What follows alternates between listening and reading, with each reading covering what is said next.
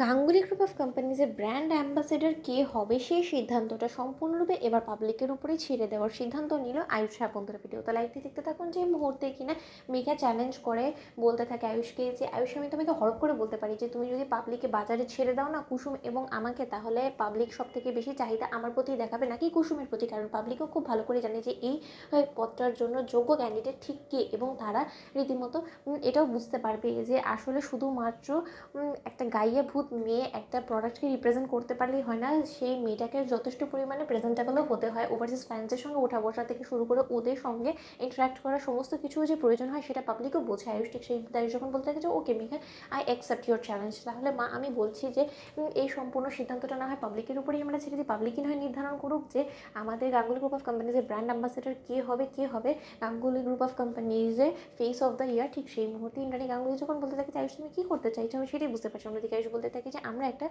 রীতিমতো show sponsor করি, সেখানে Megha as a Ganguly group of কোম্পানিজের ব্র্যান্ড অ্যাম্বাসেডর হিসেবে র্যাম্প ওয়াক করবে, এবং সেখানে আমি দেখতে চাই যে পাবলিক রিয়াকশনটা ঠিক কী, প্রেস থেকে শুরু করে ওভারসিজ ক্লায়েন্টসরা ঠিক মেঘার প্রতি কতটা চাহিদা দেখায়। ঠিক সেই মুহূর্তে যখন কিনা অবশেষে সেই অনুষ্ঠানটা যখন কিনা অর্গানাইজ করা হয়, অন্যদিকে ওভারসিজ ক্লায়েন্টসরা যখন কিনা মেঘাকে অ্যাজ আ ব্র্যান্ড অ্যাম্বাসেডর এবং মডেল হিসেবে র্যাম্পে হেঁটে যেতে দেখে, ঠিক সেই মুহূর্তে এক পর্যায়ে ইন্দ্রাণী গাঙ্গুলির উপরে ক্ষুব্ধ হয়ে যায় ওভারসিজ ক্লায়েন্টসরা এবং বলতে থাকে যে হোয়াটস দিস মিসেস গাঙ্গুলি, এই সমস্ত কিছু দেখার জন্য নিশ্চয়ই আমি এখানে বসিনি, এবং এই ঠাট্টা তামসা কতক্ষণই বা চলবে বলুন তো, কেনই বা আপনারা কুসুম সরকারকে সরিয়ে দিয়েছেন এখান থেকে, আমি তো সেটাই বুঝতে পারছি না। কুসুম সরকার আমাদের প্রোডাক্টটাকে খুব ভালোভাবে রিপ্রেজেন্ট করছিল এবং তার জন্য আমরা ওর প্রতি আগ্রহ দেখিয়েছি।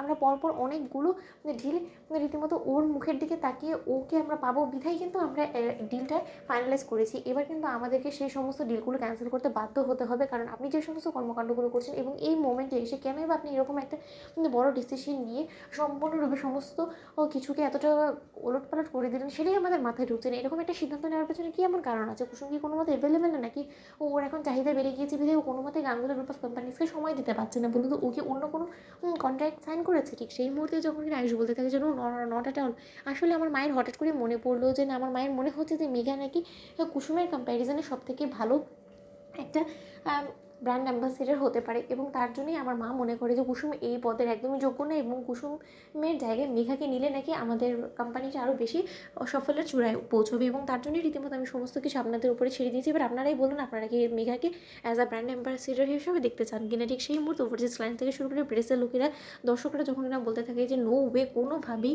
কুসুম যেই জিনিসটা করে প্রোডাক্টটাকে রীতিমতো সমস্ত লোকেদের সামনে তুলে ধরতো, সেই কাজটা কোনো মতে মেঘার পক্ষে সম্ভব না, এবং মেঘাকে কোনো মতেই আমরা চাই না। অন্যদিকে এই সমস্ত কথাবার্তা শুনে মেঘা বলতে থাকে যে আয়ুষ, তার মানে তুমি আমাকে প্রতিশোধ নিলে? তো বন্ধুরা, লাইক এবং শেয়ার করো, সাবস্ক্রাইব করো।